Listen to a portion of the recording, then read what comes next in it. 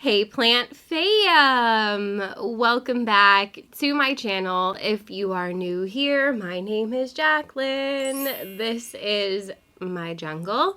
And if you're not new here, thank you so much for coming back. I really appreciate you for still being here. So today I thought it would be fun to talk about some plants that have genuinely surprised me for a multitude of different reasons. Maybe I wasn't expecting to love the plant as much as I ended up loving it. Maybe I didn't expect it to even survive. And some of these plants are just super underrated in my opinion. They're really easygoing, easy growing, and I thought it would be fun to talk about my top 10 plants that I have been pleasantly surprised by in my collection. So the first one on my list is a Hoya that lives in my living room window, and when I purchased this one, it's one that I thought I might not do well with because the leaves are on the smaller end. It is related to Hoya Viola, but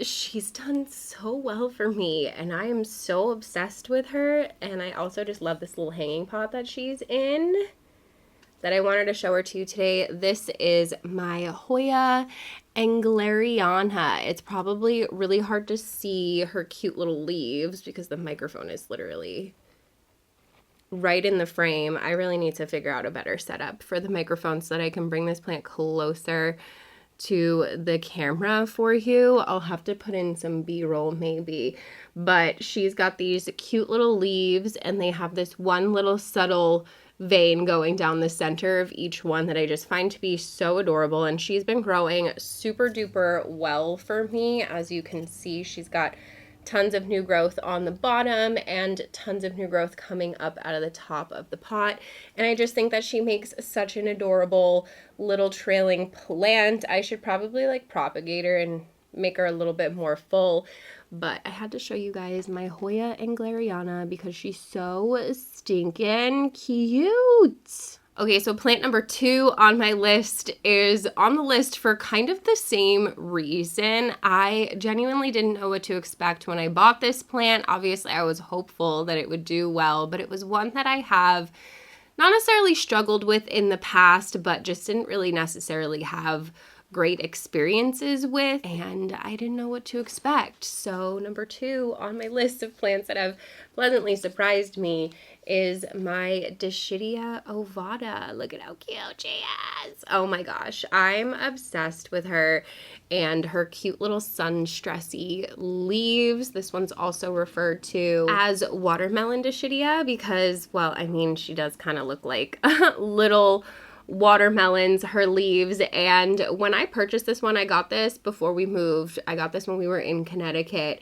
She barely had any leaves, and I actually got these as inventory. These were wholesale, and all 3 of like the other baskets that I got died, and this was the only one who made it because I had her in a very, very bright window and she really, really liked it there. The other ones, not so much. So this one has really surprised me in the best way possible. She's absolutely stunning. She also lives in these southwest windows behind you guys here in the plant room, and I'm just kind of obsessed with her. She's a little straggly, but it doesn't bother me. I know she's going to put out little baby leaves on these vines here, and I just think she's really stinking cute. Okay, fam, so number 3 on my list is very unexpected. If you know me, you know that in the past I had a thing for begonia. I had a whole angel wing begonia collection. Those ones are considered cane begonia. They are a little bit easier, and I always struggled to keep Rex begonia alive, but not this one. I mean, she still has some, like, I left her crispy sad leaves on here to show you that like the plant is never gonna be perfect, but look at her, she's doing so well, and I just did not expect this. She genuinely really surprised me with how well she's doing and how bushy she is. The tag literally just says Begonia Rex hybrid, so I don't know what type this actually is. I've seen so many similar ones in the store before. She kind of has that bluish sheen to her, really, really deep, dark purple leaves. And again, she's just been so easy to grow. And I have just genuinely been so surprised by her in the best way possible. This plant is the reason why I confidently go out and buy more Rex begonias all the time, even though they don't always make it. I think I have like a 50-50 shot usually at keeping these things alive. But I've had this one for a really long time now. It's gotten significantly bigger from the time that I got it. I haven't repotted it. I haven't done anything. I just keep her in this little cover pot and I water her once a week. So Rex begonia is number 3 on my list, because if you would have told me years ago that I was going to be successful in keeping some of these things alive, I probably would have been like, wow, I don't believe you. But here I am with some really beautiful Rex begonia. This one especially has been one that just really stands out for me. I'm pretty sure I've put it on my favorites list at some point in time, and I just really love her. All right, so number 4 on my list is one that I have talked about in just passing, and anytime we're in a shop and I see some ficus and I'm tempted to buy them, I think of how literally moving from Connecticut to New Hampshire, all of my ficus slowly died, and it was really, really sad. But there was one who, even though she was looking bad and she still maybe doesn't look her best, she's the only one who survived and is continuing to grow and come back for me. And that's this babe. This is my Ficus Ali. I don't actually know what the botanical name is for this one. I think it's Ollie. I'll put it on the screen. But she's cute. I like her leaves. I like the way that they just kind of hang. And I'm just really glad that she grew some of them back. This is like all new growth right here on the plant. For a while, she was literally just like some sticks with a couple of sad leaves on her. So I'm just emotionally attached to her now because she's the only one that actually survived. I moved this one, ooh, I just ate the leaf. I moved this one into the living room and she's been doing well, and I am just really proud of her. I'm just glad she's still alive is really what it comes down to, because I thought that all of my ficus were going to be goners and all of my elastica have just kicked the bucket, and for whatever reason this one just didn't want to. So ficus that I keep eating and poking me in the face is number 4 on my list. The next one on my list, number 5, this plant surprised me, not because I thought I was going to kill it. It's just surprised me by how quickly it's gotten massive. And it is my Antherum Crystallinum. This is just one of them. Let me take her. She's just a little big. Just a tiny bit. She's just slightly larger than my head. Right? And the reason, again, why this one, I say, has really surprised me is just because of the size. Nobody told me that Crystallinum get this big. I just kind of found out for myself while growing it. This is not my only Crystallinum. I do have another one that is just as big. She's just more rounded than this one.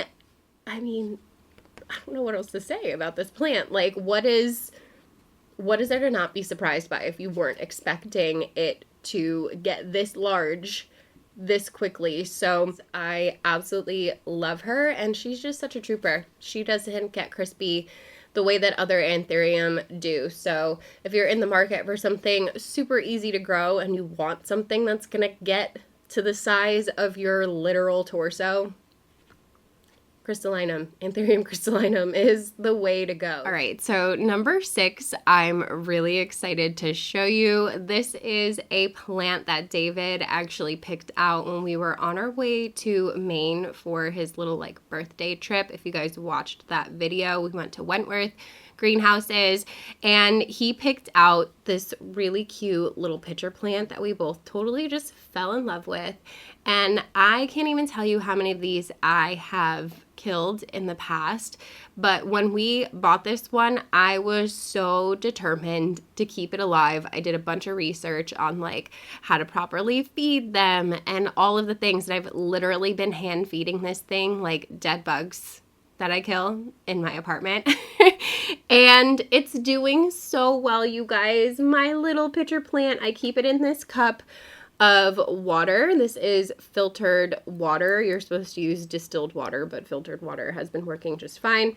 As long as there's no chlorine and stuff like that in it, you're good. And she's doing really well. So it's normal for some of the old pitchers to start to die back, but she's growing new ones. I've never had a pitcher plant grow new ones.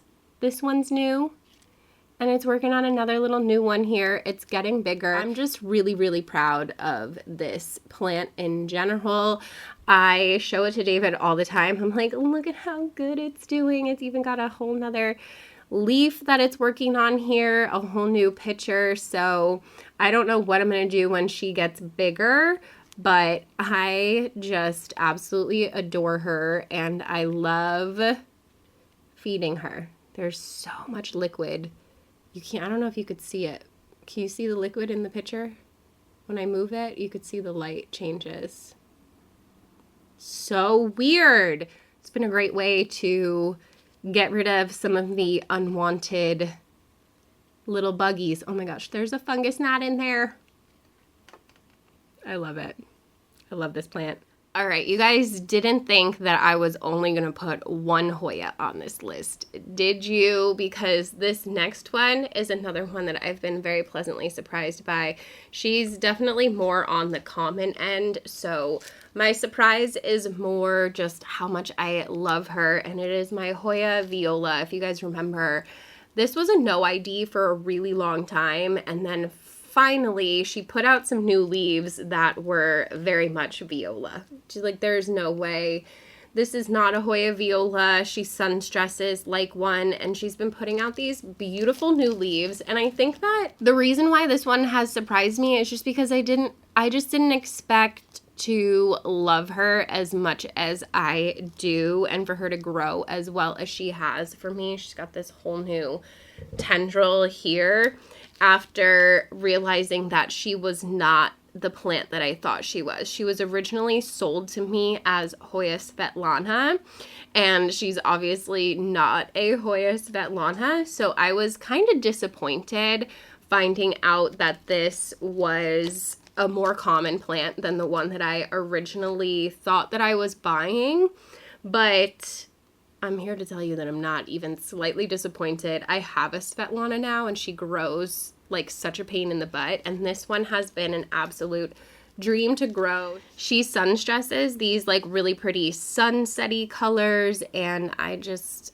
really love her, and I was not actually expecting to enjoy her as much as I do. So Hoya Viola, she's very easily attainable if you guys are in the market for something just really cute. I just like how round her leaves are. I think she's a Dakier hybrid because she has that little like Dakier tail to her leaf there, but I don't remember off the top of my head.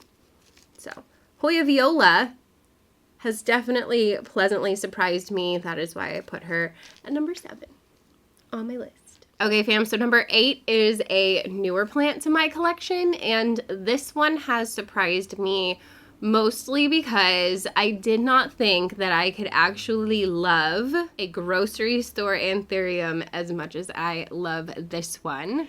And it is my Antherum Andreenum with the purple flowers. Look at how cute she is. I'm just like so obsessed with her little purple flowers, and she definitely needs to be repotted like ASAP. I water her like twice a week in here because she's so insanely root bound. She dries out really fast, but she's been living in my bathroom. Eventually I do need to move her elsewhere, but keeping her right next to the bathroom sink has made it a lot easier to keep her alive.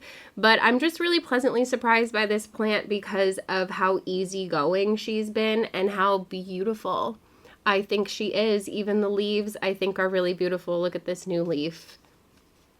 Isn't that just like a gorgeous leaf shape? So stop sleeping on the Antherum Andreenum, you guys, especially if you can find the purple one. I had never seen this one before, and if I did, I totally just didn't even notice it. But when I saw this when I was out in Tennessee, I knew I had to snag her. She's just so stinking cute and so stinking pretty. And I love how the spathe is like more elongated as opposed to the more like heart shape that you normally see on the Andreenum. I would love to pollinate her.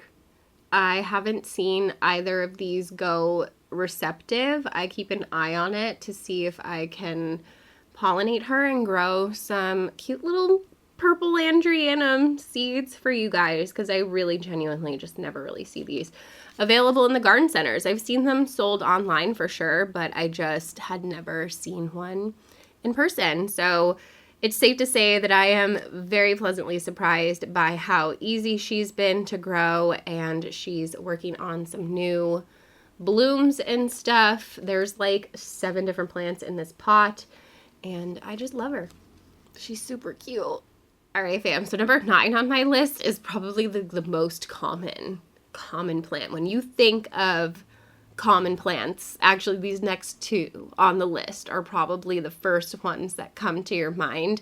But that is why I'm so surprised by them, because I think it's important to remember that common plants are common for a reason, and they're just so much fun to grow. They're so easy to grow. They're kind of just like a set it and forget it kind of thing. And this next one I'm going to show you, I have had since I moved to Connecticut, I want to say at least 3 years. I got this one at Trader Joe's for $10, for like literally $10, and it has grown out of control. I should probably take it out of the original pot that it was in. She is definitely leaning. She's leaning pretty hard.